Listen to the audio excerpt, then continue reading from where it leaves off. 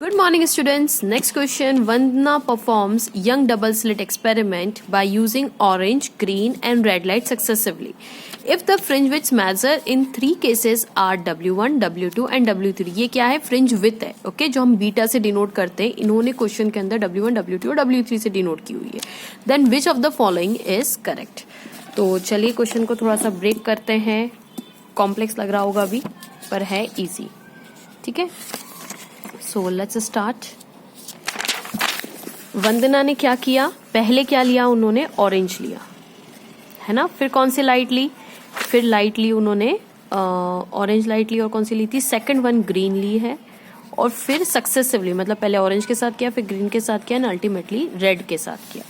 जो ऑरेंज की अपनी फ्रिंज विड्थ है वो कितनी है? W1 है ऑरेंज की, राइट. इसकी कितनी है फ्रिंज विड्थ? W2 है. और इसकी कितनी है? W3 है, करेक्ट. अब पहले हम लिख लेते हैं विबग्योर.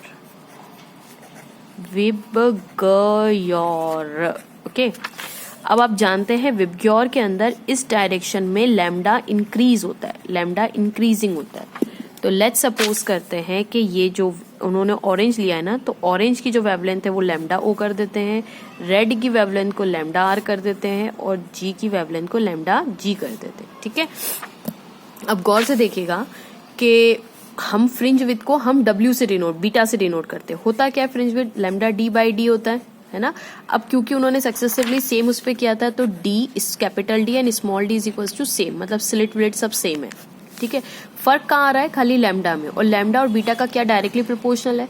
तो अगर बीटा और लैम्डा का डायरेक्टली प्रोपोर्शनल है, मतलब लैम्डा इंक्रीज करेंगे तो बीटा भी इंक्रीज होगा, लैम्डा डिक्रीज करेंगे तो बीटा भी डिक्रीज होगा, है ना. And vice versa, beta decrease तो लैम्डा भी डिक्रीज. ओके. इन्होंने इस बीटा को किससे डिनोट किया है? W से डिनोट किया हुआ.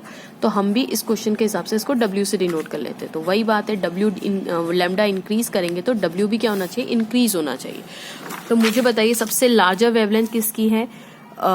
लैम्डा आर की लार्जर. फिर उससे कम किसकी है? लैम्डा ओ की. फिर उससे सबसे कम किसकी है? ये लैम्डा ओ इससे ज्यादा है. फिर लैम्डा जी की है. ठीक है.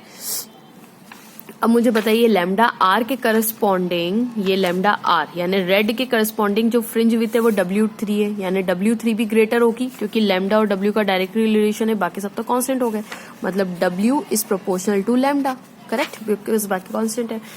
और लैम्डा ओ यानी वेवलेंथ जब ऑरेंज है तो ऑरेंज की जो विड्थ है वो W1 दे के रखिए, ऑरेंज की विड्थ W1 दे के रखिए, है ना. और लैम्डा जी का मतलब ग्रीन, तो लैम्डा जी के करस्पॉन्डिंग जो फ्रिंज विड्थ है वो W2 है.